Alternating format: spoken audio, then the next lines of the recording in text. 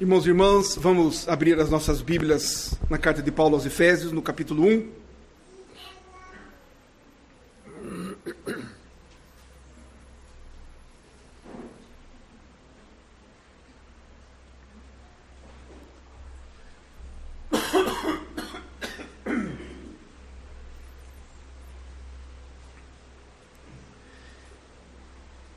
Antes de lermos o texto da Palavra de Deus para a nossa meditação na noite de hoje, eu quero particularmente agora aqui com a igreja dar graças a Deus, louvar o nome do nosso Deus pela vida de vocês, pelo cuidado de vocês conosco, pelo pastoreio da igreja, a nossa família.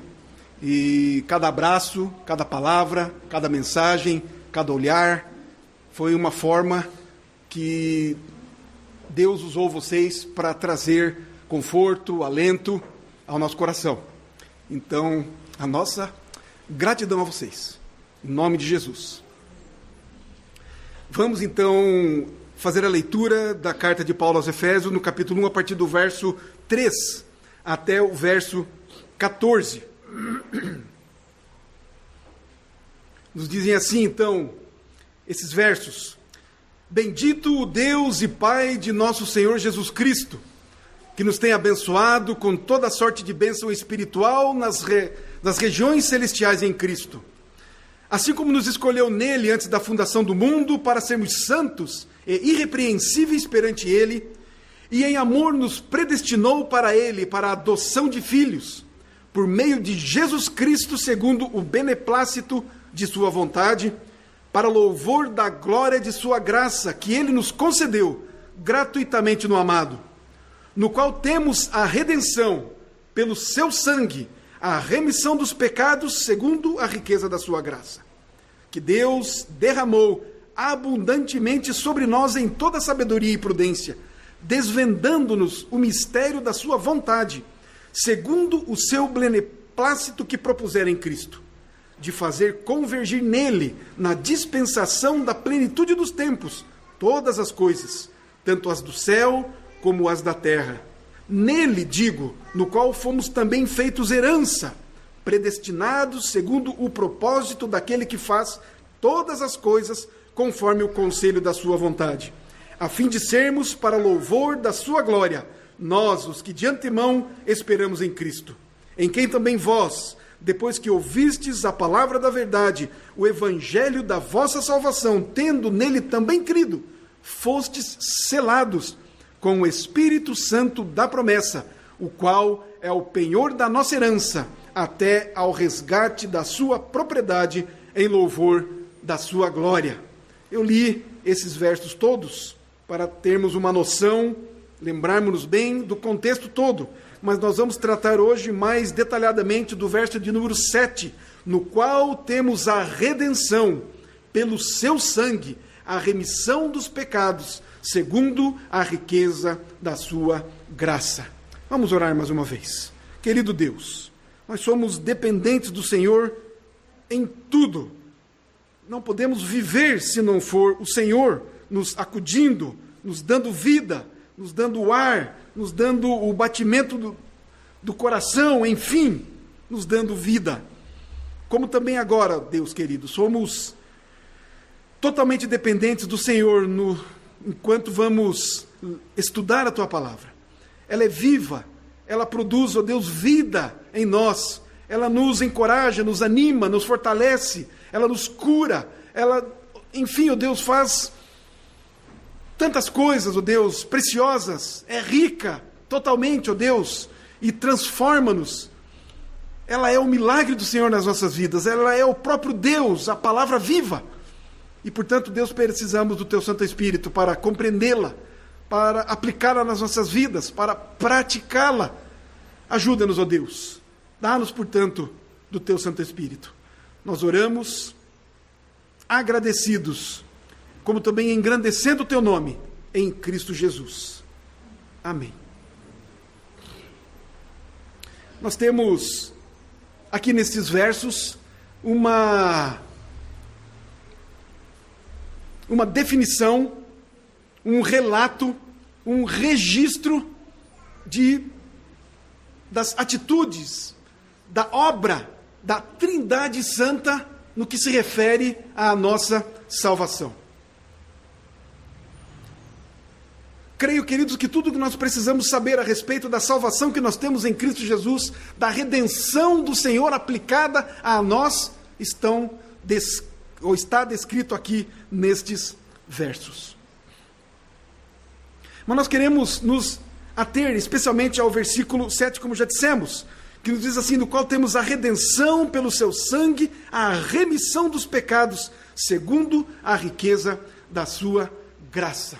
Temos aqui, portanto, nesse verso, um detalhe muito significativo, pois a nossa redenção, ela é efetivada, a nossa salvação é validada por Deus mediante o pagamento de um resgate. E o preço pago foi o precioso sangue de Jesus. O sangue de Jesus Cristo derramado naquela cruz do Calvário, cumprindo o que diz-nos a Escritura, que sem derramamento de sangue não há remissão de pecado. Portanto, queridos, é um detalhe de suma importância, que muitas vezes numa simples e rápida leitura passa despercebido por nós. Hoje nós vamos ver o que significa redenção. E redenção, o significado dela na perspectiva do que a redenção nos traz, do que ela nos dá e do que a redenção faz por nós. E é em consequência do pagamento do preço desse resgate que há alguns resultados para cada um de nós, para os filhos de Deus, para os resgatados, para os redimidos. E a primeira coisa, queridos, que nós recebemos quando somos, então, redimidos, comprados, resgatados pelo sangue de Cristo, comprados no mercado de escravos, escravos do pecado, a primeira coisa que nós recebemos é o perdão dos pecados. Somos pecadores. Fato este que penso, creio, por vezes nos esquecemos. Somos pecadores.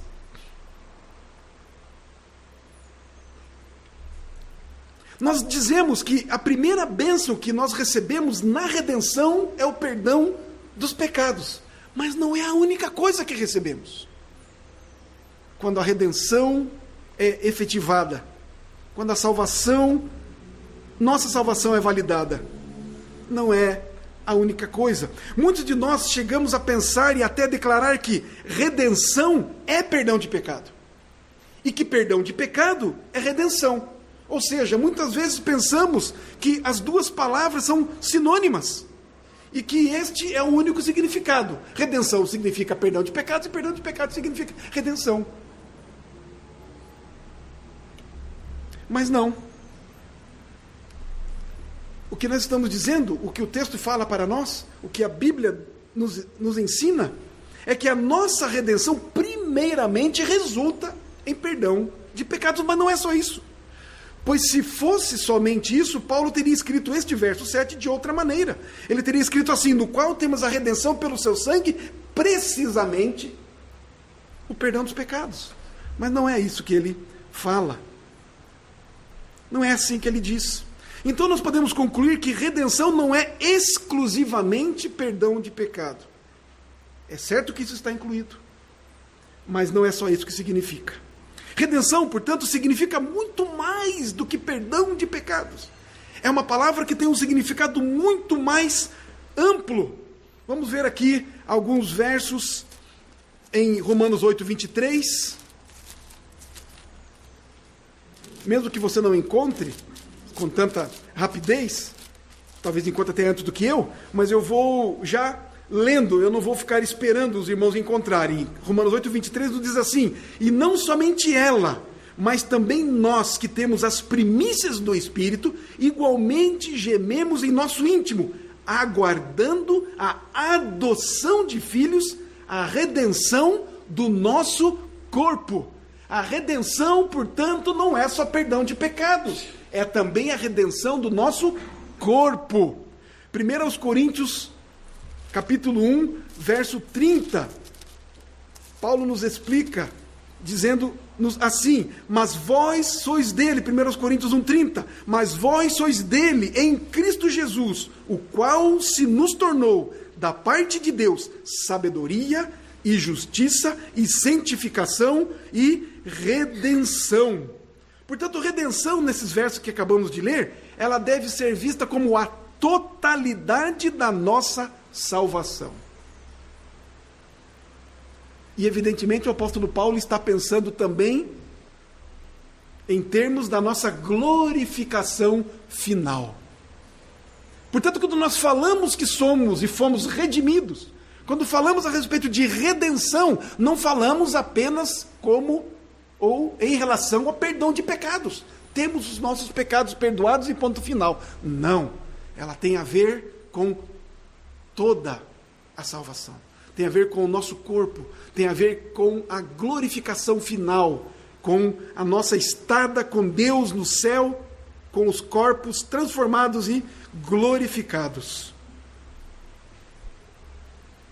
Ou seja, o que nós estamos querendo dizer é que nós seremos redimidos definitivamente, ou não seremos redimidos definitivamente enquanto os nossos corpos não forem redimidos. Enquanto o nosso corpo não for transformado e o pecado não for inteiramente tirado, nós não seremos plenamente redimidos. Capítulo 7 de Romanos, no versículo 23, Paulo nos diz assim: mas vejo nos meus membros outra lei, que guerreando contra a lei da minha mente, me faz prisioneiro da lei do pecado, que está nos meus membros. Apesar de termos os nossos pecados perdoados, apesar de sermos salvos, agora somos salvos, apesar da palavra de Deus, o próprio apóstolo Paulo, aos Efésios, ele nos diz que nós já estamos assentados nos lugares celestiais em Cristo Jesus, mas ainda, nós aqui nessa terra, ainda pecamos, ainda há uma guerra entre nós, a nossa carne, com o nosso espírito. Portanto, queridos, o poder do pecado, ele precisa ser eliminado, e somente assim a nossa redenção estará completada. Mas daí vai surgir uma pergunta, e voltando lá para o versículo 7 de Efésios, no capítulo 1, surge-nos uma pergunta. Então, por que o apóstolo Paulo escreve aqui, escreve logo após a redenção, o perdão dos pecados? É o que ele diz, não é? No qual temos a redenção, pelo seu sangue, a remissão dos pecados, segundo a riqueza da sua graça. Nós pensamos, queridos, que o perdão dos pecados é aquela chave que abre a porta de todas as riquezas da graça de Deus. Mas a redenção, como nós temos dito, como Paulo já nos mostrou aqui quando escreveu aos Coríntios, que a redenção vai dar na glorificação do nosso corpo. Mas ela começa com o perdão. É por isso que ele escreve isto aqui no versículo 7. O perdão dos pecados é o início essencial de tudo. O perdão dos pecados é o início, portanto, também da nossa santificação. E que vai culminar na nossa glorificação. Por isso a ênfase que Paulo dá aqui, por isso que ele começa pelo perdão dos pecados. É por isso que nós estamos dizendo que a redenção não é apenas perdão de pecados, mas é o início essencial da nossa salvação, ou da demonstração, da validação da nossa salvação. É o início de todas as coisas.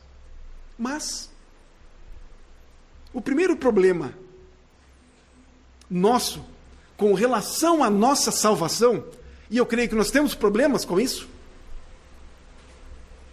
é referente à culpa do nosso pecado.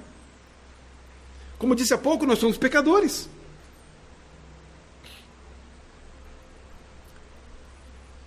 Mas nós gostamos de tratar desses assuntos? Nós gostamos de ouvir que somos pecadores? Nós gostamos de tratar de assunto pecado? Nós não gostamos. Nós não gostamos que ninguém nos diga ou que nos lembrem que nós somos culpados de alguma coisa. O que nós gostamos é que digam para nós e que preguem para nós que nós somos perdoados. Todos nós queremos a felicidade.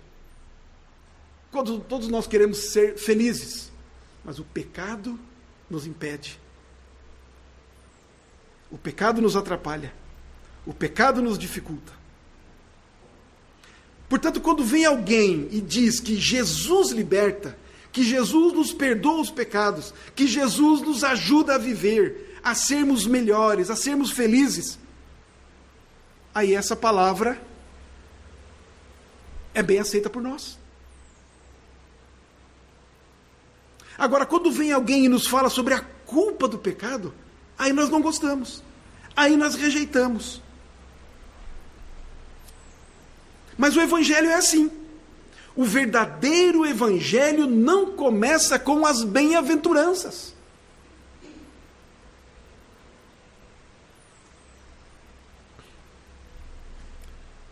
É muito fácil nós sairmos por aí pregando o evangelho da ressurreição. O evangelho da alegria. O evangelho da salvação. E muita gente gosta de ouvir isso. Mas ninguém gosta de ouvir a respeito do evangelho da cruz.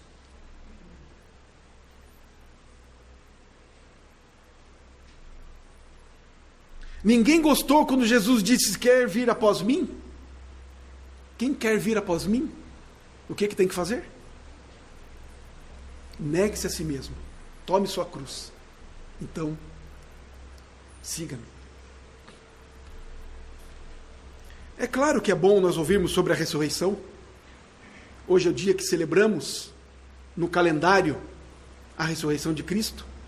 E como dissemos pela manhã, todas as vezes que o povo de Deus se reúne, celebra a ressurreição de Cristo. É por causa dela que nós nos reunimos. É por causa disso que celebramos a ceia, por causa da ressurreição de Cristo. E não há nenhum mal nisso, portanto, nós ouvirmos sobre a ressurreição.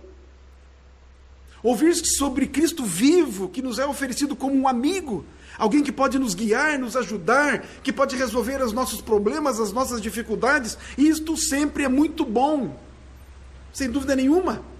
Mas nada disso será possível se nós não começarmos com a cruz de Cristo, com a sua morte, com o seu sangue. O apóstolo Paulo escreve aqui no versículo 7, no qual temos a redenção pelo seu sangue.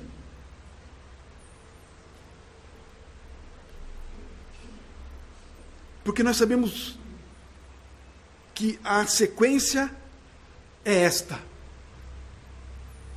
Antes da ressurreição, teve que ter a cruz, teve que ter a morte, teve que ter o sangue derramado. Antes da bênção, nós vemos a ofensa, tem o escândalo da cruz, tem a pedra de tropeço. O homem sem Deus, a pessoa natural, sem o Espírito Santo de Deus, as pessoas sem Cristo, elas não conseguem admitir que para serem salvas, precisam crer que o sangue de um inocente foi essencial, foi vital para a salvação. Ela goste ou não, ela aceite ou não. Aqueles que não creem em Jesus, o homem natural, eles não entendem que eles não podem se salvar a si mesmo. As pessoas sem Cristo não entendem que não podem se tornar um cristão por conta própria, pelos seus esforços, pelos seus méritos, por suas próprias obras. As pessoas não entendem. Por isso que vemos outras religiões, e todas as outras religiões sem Cristo, Elas são religiões que pregam o mérito, que pregam a obra, que você tem que fazer, você tem que fazer, você tem que ser.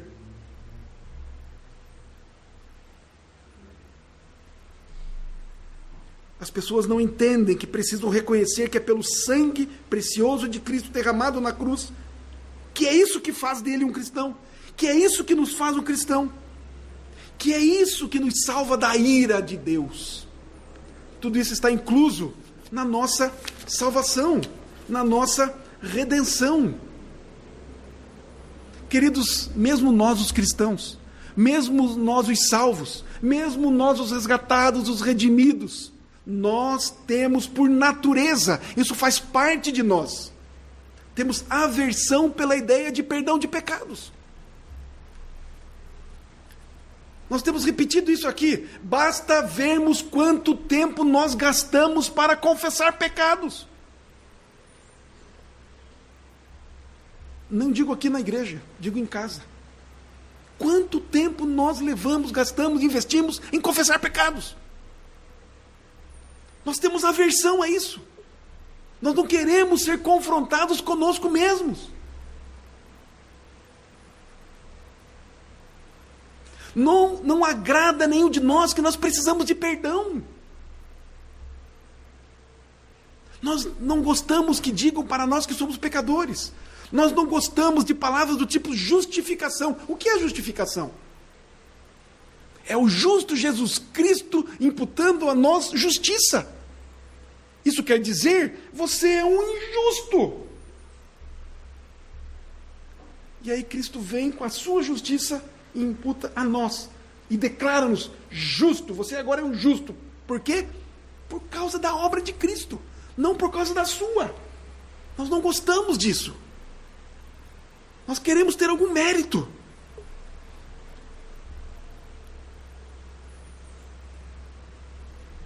Nós queremos ter poder nas nossas vidas, por nós mesmos. Queremos qualquer coisa que nos dê alegria. Afinal de contas, a vida é dura, não é? A vida é difícil. Meus irmãos, antes de podermos experimentar tudo isso, nós temos que nos humilhar até o pó. Eu não tenho dúvidas de que há em igrejas e há nas igrejas muita gente sentada nos bancos que não sabe o que é e nunca experimentou arrependimento. Não tenho dúvidas. E essa é a atitude que nos é requerida. Jesus Cristo, quando veio e quando começou o seu ministério, quando começou a pregar, qual era a sua palavra? Arrependei-vos. João Batista, que veio preparar o caminho de Cristo um pouco antes, ele veio dizer o quê? Arrependei-vos que o reino de Deus está próximo. Arrependimento. E arrependimento implica em o quê? Em olharmos para nós. Em olharmos para as nossas atitudes. Olharmos para quem somos. Avaliarmos os nossos pensamentos, as nossas palavras, os nossos atos. Mas também nós não gostamos do arrependimento. Porque é difícil. Porque é penoso. Porque significa que nós temos que nos encarar. Nós temos que olhar para nós. Porque nós temos que nos examinar. Arrependimento mostra para nós que nós temos que mudar. Arrependimento, a palavra é metanoia. É mudança de mente. E a mente, quando muda, muda a atitude. E nós não queremos mudar. Nós estamos confortáveis.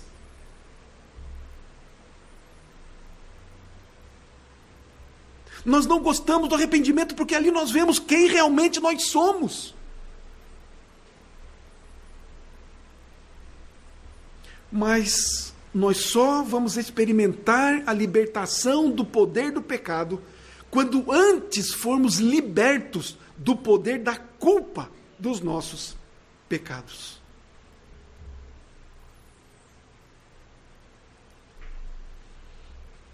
O problema continua, porque pensamos, e esse é o grande problema, é que nós não nos consideramos culpados.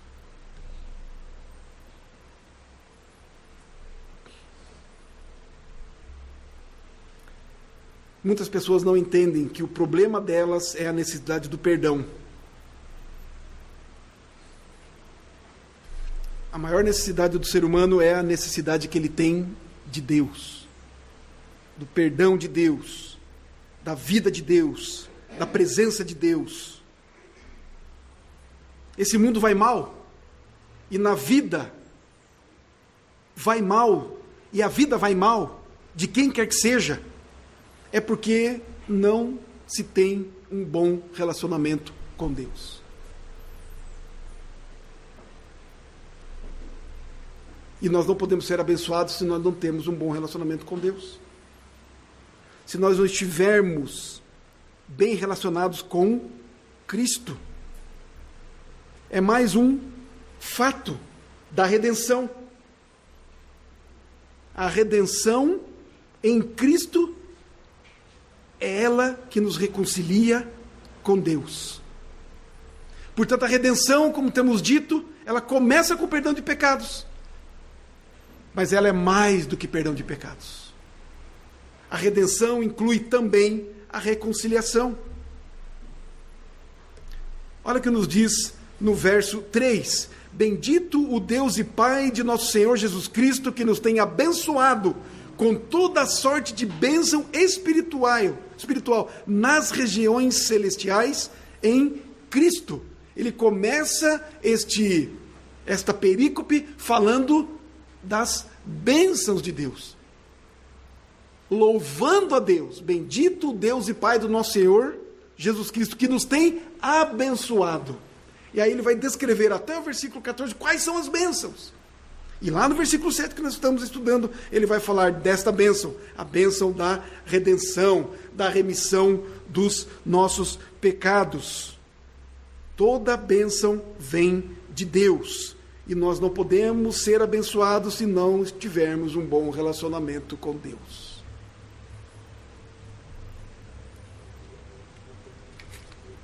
Temos buscado um relacionamento com Deus?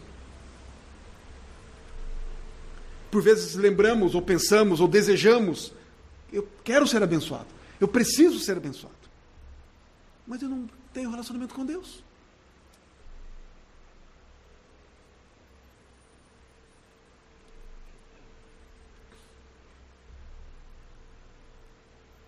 Reconciliação com Deus. Enquanto a nossa questão sobre os pecados, sobre a culpa dos pecados, enquanto isso não for tratado devidamente, não há reconciliação. Não havendo reconciliação, não há relacionamento. Não havendo relacionamento com Deus, não há bênção. Não havendo bênção, não há nenhuma bênção. Nenhuma destas que nós acabamos de ler aqui. E nem essa específica do versículo 7. Portanto, toda vez que a Bíblia fala sobre redenção, ela sempre vai começar falando sobre perdão de pecados. E depois ela vai ampliar e vai relacionar todas as outras graças, bênçãos, todas as outras doutrinas, ensinos que envolvem a salvação, tem a ver com a nossa redenção.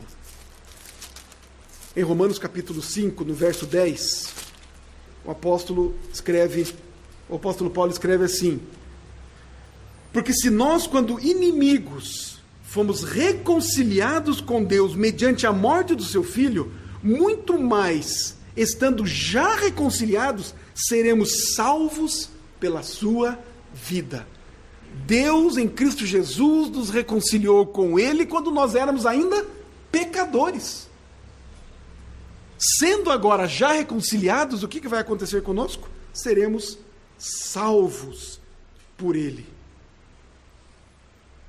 O Senhor Jesus Cristo, graças a Deus Pai, Ele é nosso amigo, Ele é nosso companheiro, Ele é nosso auxílio, Ele é nosso poder. E é pela vida dele que nós estamos sendo salvos. Já fomos salvos para o dia final. Já fomos salvos para a eternidade, mas estamos sendo salvos. É aquele processo de santificação que começa com o perdão dos pecados.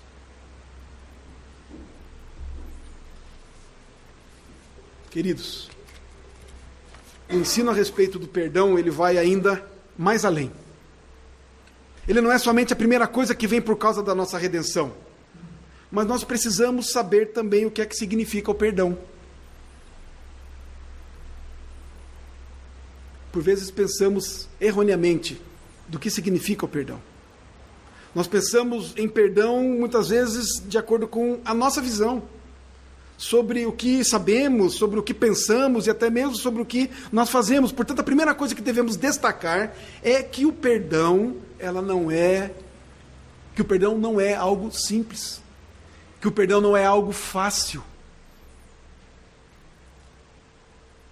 que na verdade o perdão é extremamente complicado, difícil. Mas sabe como é que às vezes nós pensamos a respeito do perdão? Sabe como é que às vezes até nós agimos com relação ao perdão? Alguém fez um mal para nós. E aí, de acordo com o que nós entendemos sobre perdão, nós o perdoamos. Não ligamos para aquilo, fingimos até que não percebemos, tudo fica bem, não há nenhum problema. Por vezes nós lidamos com o perdão até como um sinônimo de desculpa. Não é? Alguém, por vezes, vem nos pedir desculpa, mas na verdade ele tinha que pedir perdão.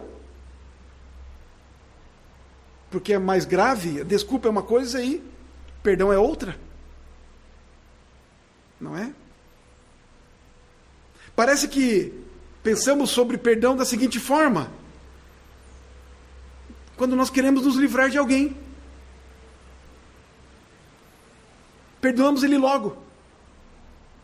A pessoa vem pedir perdão para nós, ele fez um mal, né, para nós, e nós dizemos que ele está perdoado para vê-lo longe de nós. Dizemos muitas vezes que perdoamos o irmão, mas que nós não somos obrigados a conviver com ele. Temos outros amigos, temos outros irmãos. Então alguém fez um mal para nós, eu perdoo-o logo porque quero vê-lo longe.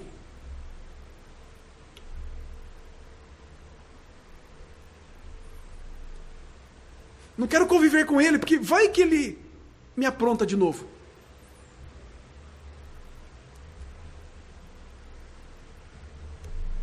Não é assim que às vezes nós pensamos?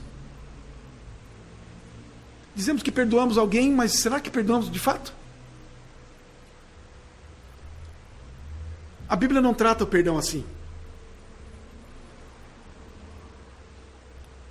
A Bíblia fala que o perdão é algo tão terrível, no sentido, para Deus, de ele ter que... O que ele teve que fazer para que o perdão fosse, de fato, executado? O que é que Deus teve que fazer para que fosse resolvido o problema do pecado? Qual foi o problema que Deus teve que enfrentar?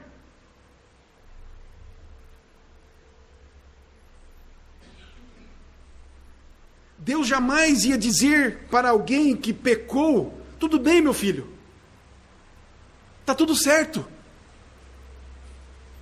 Simplesmente ele diria uma palavra: você está perdoado. Não foi assim que Deus fez. O versículo 7 que nós estamos olhando aqui em Efésios vai dizer exatamente isso. No qual temos a redenção. Não está escrito aqui depois dessa palavra, depois dessas palavras, não está escrito assim: no qual temos a redenção por uma palavra de perdão. Não, está escrito assim: no qual temos a redenção pelo seu sangue, a remissão dos pecados.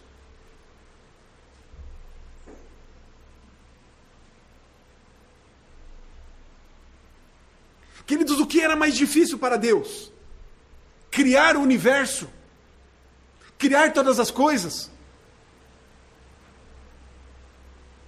Ou perdoar o pecador?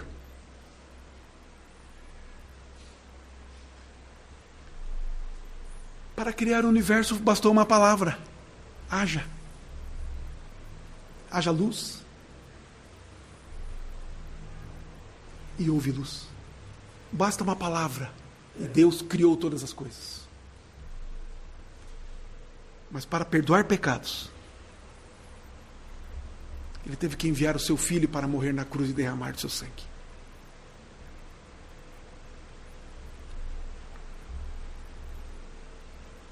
Deus não poderia dizer: sejam perdoados todos os homens. Poderia? Deus apenas daria uma palavra: todos estão perdoados. Mas Deus é justo, Deus é reto, Deus é santo, e Ele não poderia se contradizer. Havia somente um meio pelo qual Deus poderia perdoar pecados. Somente pelo sangue de Cristo é que o perdão se torna possível. Portanto, nós não podemos também tratar o perdão de qualquer maneira. Nós não podemos tratar os nossos pecados de qualquer maneira, e não podemos tratar o perdão que temos que dar ao outro de qualquer maneira. Porque foi assim que Deus tratou comigo e com você, na cruz do Calvário. Quando surgiu o problema dos pecados da humanidade, lá com Adão, foi necessário que o Filho de Deus deixasse a glória do céu e viesse à terra, nascesse como uma criança, numa estrebaria, num coxo, sofresse a contradição dos homens contra ele, fosse levado à morte e derramasse o seu sangue. Era a única maneira. Tal a dificuldade levantada pelo problema do perdão dos pecados. Mas outra verdade que nós podemos aprender sobre perdão de pecado é a maneira como é que Deus perdoa pecado. Como é que Deus faz? Quais são as suas atitudes? Quais são as suas ações? Deus perdoa pecados por completo. Não é uma parte, não é um pedaço, mas é por completo. Deus trata dos nossos pecados de maneira plena. Ele vai até o fim. Ele vai fundo. Mas para isso ele precisa colocar à mostra. Para isso ele precisa revelar.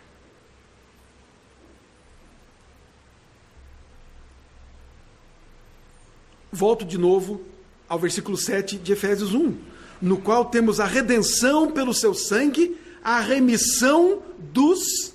Poderíamos traduzir de outra maneira a palavra pecados aqui. No qual temos a redenção pelo seu sangue, a remissão dos delitos, dos nossos delitos. Nós sabemos que pecado é isso? Nós temos a consciência de que pecado é delito, de que o nosso pecado é uma transgressão à lei de Deus, à vontade de Deus. Nós temos a consciência de que pecado é uma ofensa a Deus.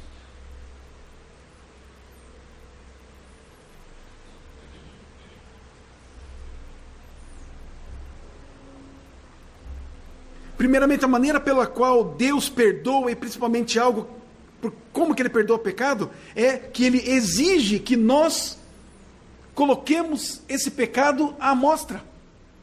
Ele exige que nós confessemos os nossos pecados. Não é o que nos diz 1 João, no capítulo 1? Se confessarmos os nossos pecados, Ele é fiel e justo para nos perdoar os pecados e nos purificar de toda injustiça. Se nós queremos os nossos pecados perdoados, nós temos que confessá-los. Porque se nós não confessarmos os nossos pecados, nós não teremos os nossos pecados perdoados. Dá para entender isso? Facilmente. E quando entendemos o que é pecado, o que é delito, o que é transgressão à lei, o que acontece quando transgredimos a lei? O que nos acontece? Até na lei dos homens, quando transgredimos a lei e somos pegos, nós vamos presos. Temos que pagar alguma coisa. Ou fiança, ou ficamos trancafiados lá. E não é bom, obviamente. Mas nós queremos sempre acobertar, sempre esconder os nossos pecados. Mas Deus não. Ele põe à mostra. Ele quer tratar. Ele quer nos curar. Ele quer nos purificar. Ele quer nos abençoar. E para isso, Ele quer que nós confessemos os nossos pecados.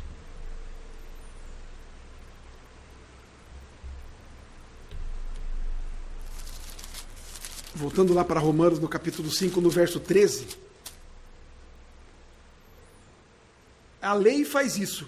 É a lei que mostra para nós o pecado, porque até o regime da lei havia pecado no mundo, mas o pecado não é levado em conta quando não há lei. O que a lei faz? O que a lei de Deus faz? O que a palavra de Deus faz? Ela mostra para nós o pecado. Ela mostra para nós o nosso pecado. Muito tempo atrás eu já falei isso aqui. Será que é por isso que nós não lemos a Bíblia? Ou temos dificuldade para ler? Ou lemos pouco a Bíblia? Porque quando lemos a Bíblia, nós vamos ver quem nós somos. E nós não queremos ver quem nós somos. Nós queremos nos esconder. Será? É uma pergunta que eu faço. Faço para mim, faço para nós. Será que nós não lemos a Bíblia porque não queremos encarar quem nós somos? Mas isso é um erro tão infantil. Mesmo porque a Bíblia de fato revela quem nós somos, mas revela-nos também o remédio. Nos dá a solução. Mostra a bondade de Deus. Mostra a sua misericórdia. Mostra o seu amor.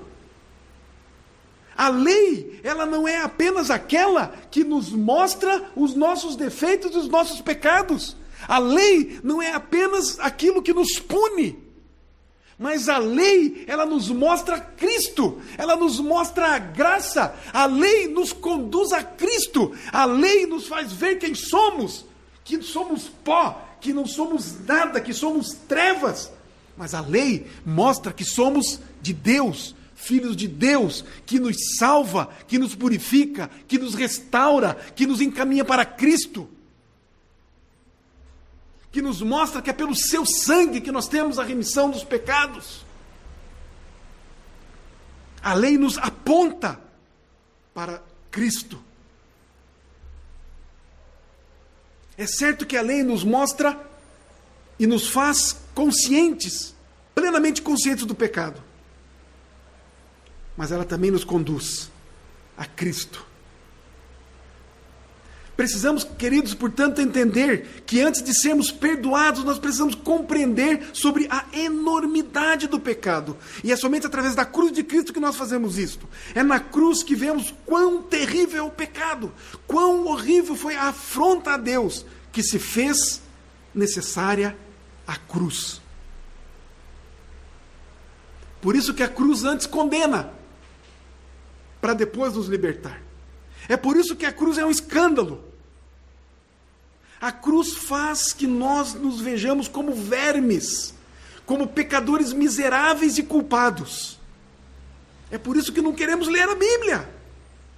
Imagine eu ler a Bíblia e ver que a minha justiça é como trapo de imundícia, que tudo o que eu faço de bom, aquilo que eu me esmero em fazer, que o melhor das minhas obras, a Bíblia vem dizer que isso, com relação à salvação, é trapo de imundícia. Não vale nada. Eu não quero ouvir isso. Eu quero elogios.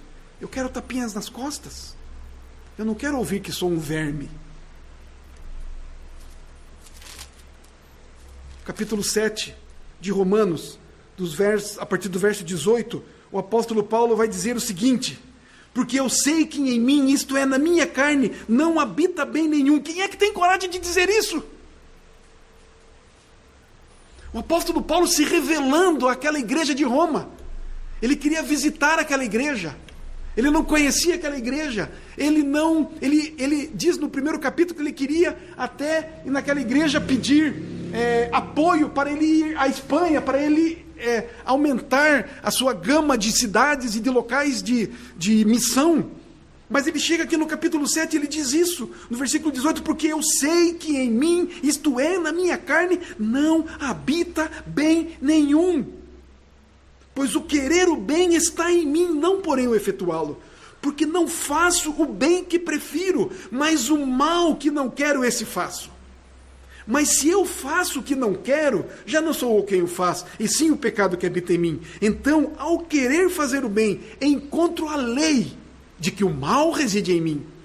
Porque no tocante ao homem interior, ele está dizendo aqui,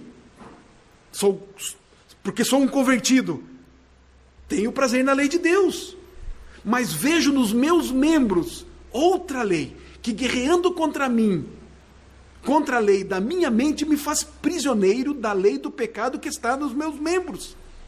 E aí ele se debruça, aí ele se joga diante de Deus e diz: desventurado homem que sou. Quem me livrará do corpo desta morte? E aí a resposta está no versículo 25. Graças a Deus, por Jesus Cristo, nosso Senhor, de maneira que eu, de mim mesmo, com a mente, sou escravo da lei de Deus, mas segundo a carne, da lei do pecado. Um pouco antes aqui ele vai dizer que a lei de Deus era boa, que ele tinha prazer na lei de Deus, mas essa guerra, essa luta, ele não podia fazer o que de fato ele sabia que devia fazer. Ele vem aqui e abre o seu coração. A palavra de Paulo aqui é de alguém que reconhece a culpa do seu pecado à luz da cruz de Cristo.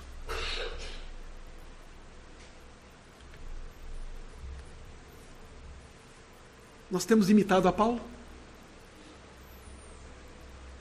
Nós temos tido a coragem que o apóstolo Paulo teve?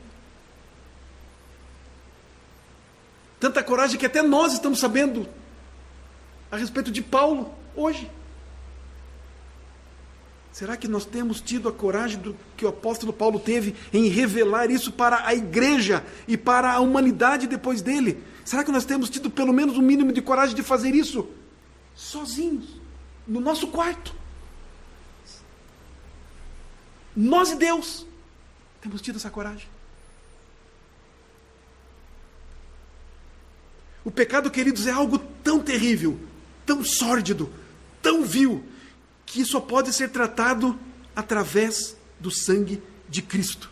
E foi isso que aconteceu naquela cruz do Calvário.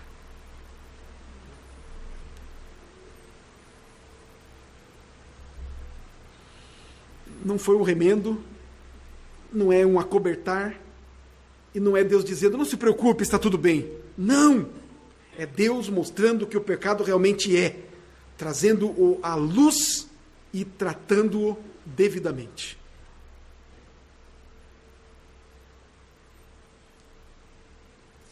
Ainda em Romanos, no capítulo 3, nos versos 24 ao 26. Sendo justificados gratuitamente por sua graça, mediante a redenção que há em Cristo Jesus, olha a redenção de novo aí, a quem Deus propôs do seu sangue como propiciação, mediante a fé, para manifestar a sua justiça, por ter Deus, na sua tolerância, deixado impunes os pecados anteriormente cometidos, tendo em vista a manifestação da justiça no tempo presente, para ele mesmo ser justo e o justificador daquele que tem fé em Jesus. Perdoar um pecador pode parecer às vezes injusto. E se nós perdoamos o pecado de alguém muito rapidamente, nós podemos estar, por vezes, ensinando essa pessoa ou dando muita facilidade para essa pessoa. Podemos estar causando até um grande dano a ela. Podemos até estar cometendo uma grande injustiça, porque quando perdoamos alguém muito facilmente, nós podemos estar encorajando essa pessoa a continuar cometendo os mesmos tipos de pecados que cometia antes. Quando alguém vem pedir perdão para nós,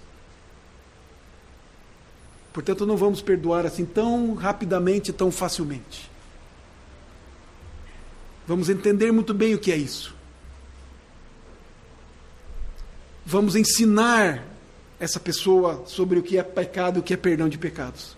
Vamos aprender o que é perdão de pecados. E vamos tratar o pecado devidamente. Assim como Deus tratou dos nossos pecados na cruz do Calvário. Nós dizemos mais sobre o perdão de pecados. O perdão de pecados, ele restabelece, ele restaura o ofensor. Ele traz o pecador ao favor de Deus. O perdão de pecados nos aproxima de Deus. Se nós fomos perdoados de acordo com as Escrituras, e nós fomos, pois o próprio Deus é a Escritura, Jesus Cristo é a própria palavra viva, então nós somos perdoados totalmente, absolutamente, de uma vez por todas. O perdão de pecados que Cristo nos dá, que Deus nos dá através de Cristo, ele é definitivo. Nós somos reconciliados com Deus completamente, por causa da morte de Cristo Jesus naquela cruz. Deus tratou dos nossos pecados de uma maneira tal que os lançou para longe, para fora, para sempre. E nunca mais Deus vai tornar a ver esse pecado. Nós não podemos jamais, queridos, olhar o perdão de pecados como Deus olha, como Ele fala nas Escrituras, da maneira como nós vemos o perdão de pecados, da maneira como nós perdoamos as pessoas. Por vezes nós perdoamos as pessoas, mas nós continuamos nos lembrando daqueles pecados. Não é isso? Por vezes nós perdoamos as pessoas e ficamos ainda acusando as pessoas. Por vezes nós perdoamos as pessoas e não queremos ter contato com ela, como disse há pouco, porque vai que ela erra comigo de novo. Eu não quero passar por isso mais, eu não quero sofrer mais. Nós não podemos olhar o perdão que Deus oferece para nós da mesma maneira como nós oferecemos o perdão às outras pessoas. Porque Deus é perfeito.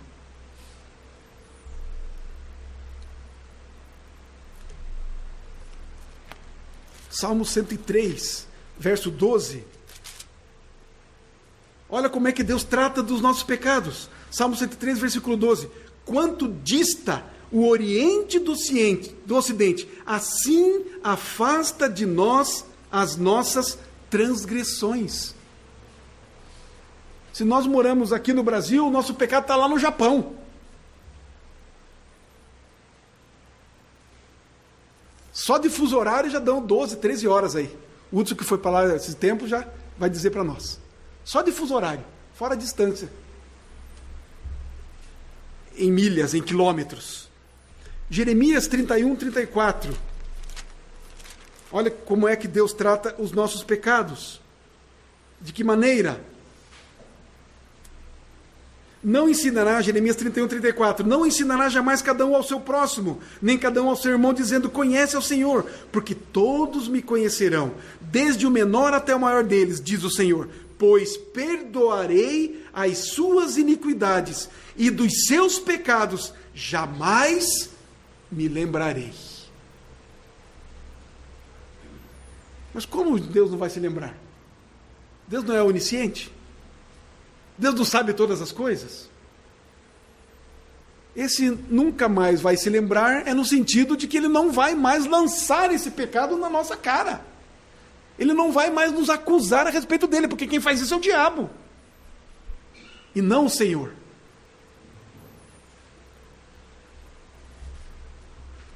Deus é mesmo tremendo. É espantoso a maneira como Deus trata do nosso pecado.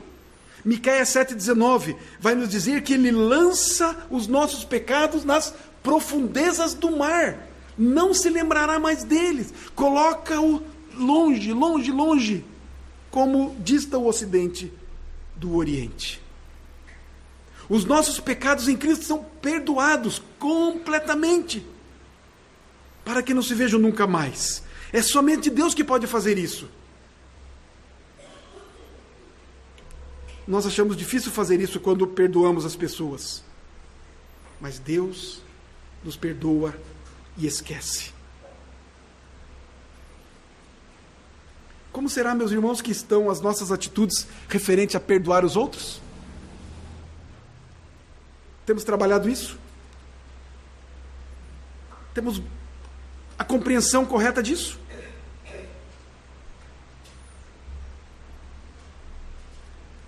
Estamos terminando, queridos, apenas mais uma coisa.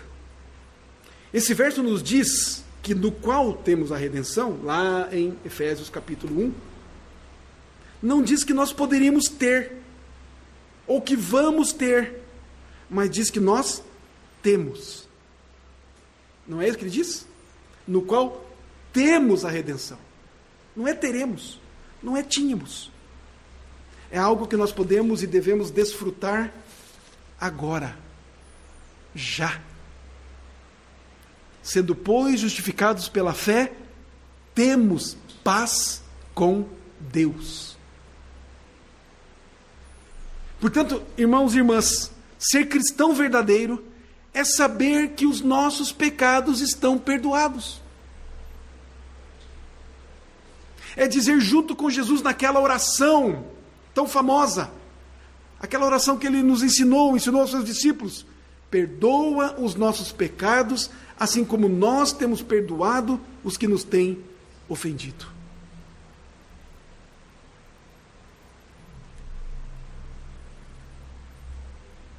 Resumindo esse ensino a respeito do perdão, em que tratamos a respeito da redenção e falamos apenas mais especificamente de um ponto, o início de tudo, o perdão dos pecados, que Deus lançou sobre Jesus Cristo todos os nossos pecados. Todos os que nós cometemos lá atrás, todos os que nós cometemos hoje, todos os que nós vamos cometer ainda.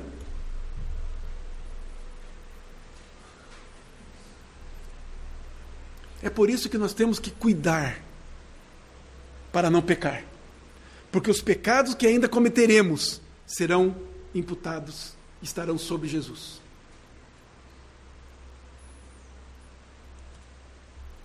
Todos os nossos pecados foram punidos e tratados na cruz do Calvário, em Cristo Jesus.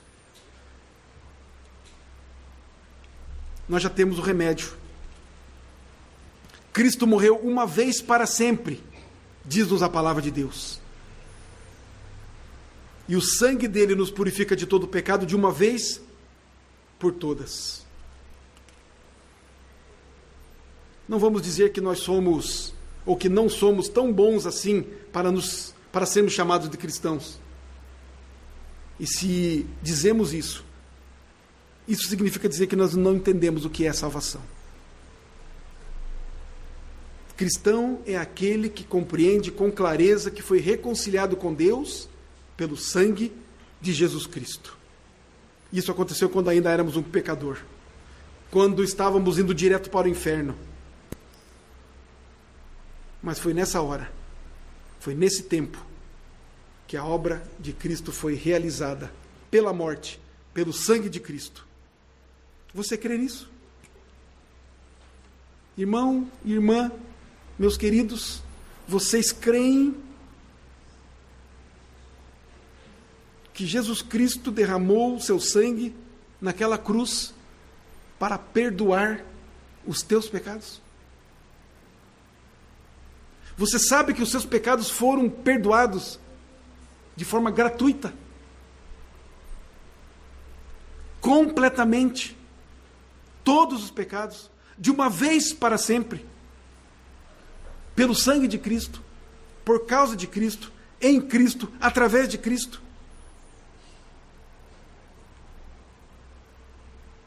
Isso alegra o seu coração? Saber que é perdoado. Isso faz diferença. Saber que somos perdoados mexe conosco.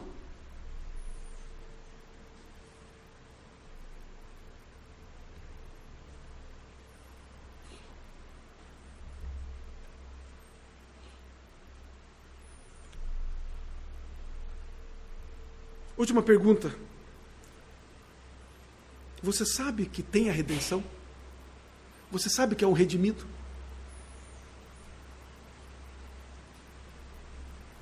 Você verdadeiramente sabe que os seus pecados estão perdoados?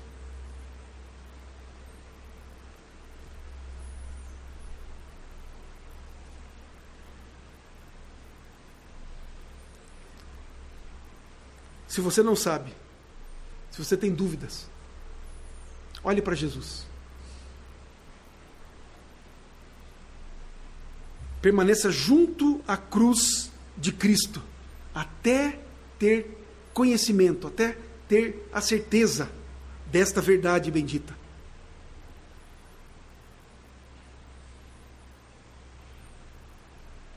Até ver essa verdade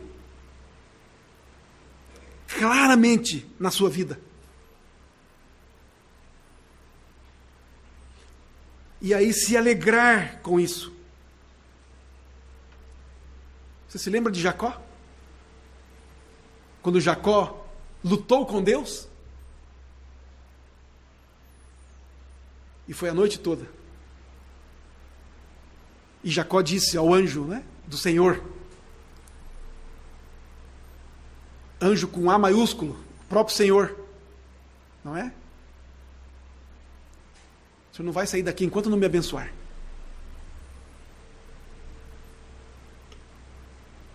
Enquanto nós não tivermos a certeza mais profunda no coração de que somos de fato perdoados por Cristo, nós não podemos sair dos pés da cruz.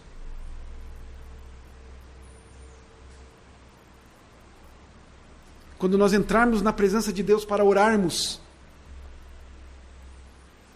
quando nós estivermos fazendo e tendo nosso momento de devocional, nós temos que nos lembrar de confessar os nossos pecados. E nós não podemos sair da presença de Deus enquanto não formos encorajados pelo próprio Deus a confessar os nossos pecados. Nós temos que rejeitar, sair, levantar-se e fazer outra coisa enquanto nós não tivermos a coragem de abrirmos o nosso coração para Deus, apesar dele saber de tudo, e de confessar os nossos pecados.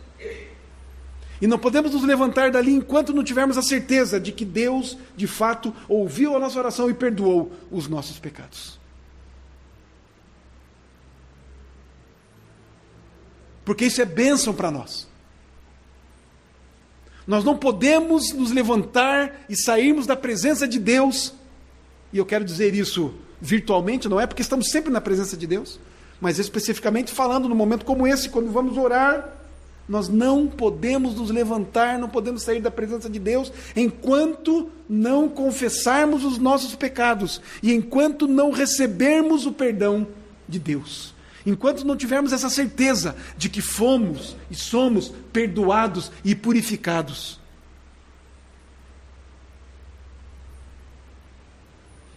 Enquanto Deus não derramar de si mesmo, do seu espírito, do seu bálsamo, do seu consolo, do seu conforto em nós. Enquanto nós não estivermos nos alegrando, nos regozijando pelo milagre da bênção, do perdão, dos pecados que Deus tem para nós, nós não podemos sair. Nós temos que nos recusar a nos levantar, a fazer qualquer outra coisa, porque não há outra coisa mais importante do que termos um relacionamento com Deus, do que estarmos reconciliados com Deus. E o perdão dos pecados, a redenção que temos em Cristo, nos garante reconciliação com Deus, amizade com Deus, relacionamento com Deus. E isso deve alegrar o nosso coração, deve nos regozijar no mais profundo da alma. Então nós devemos lutar conosco mesmo se for necessário. E não podemos nos levantar da onde estivermos em oração ao nosso Deus, enquanto Ele não nos abençoar. Se isso de fato é a coisa mais importante da vida, da minha vida e da sua vida, da vida de um cristão.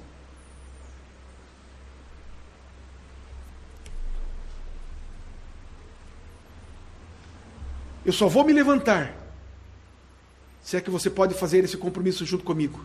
Eu só vou me levantar, eu só vou sair da presença de Deus, nesse sentido desse trato que estou fazendo com Ele, quando eu puder dizer, estou reconciliado, tenho paz com Deus, por meio de nosso Senhor Jesus Cristo, seu Filho amado. Ele tem essa bênção para nós. Ele quer nos abençoar.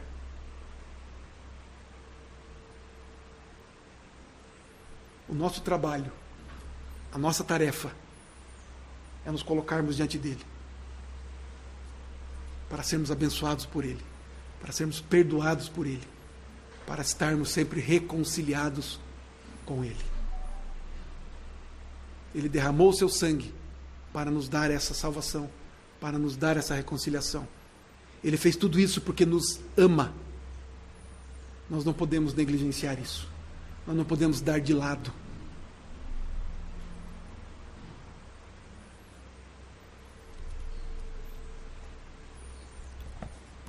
Nós devemos querer aproveitar as bênçãos que o Senhor tem para cada um de nós.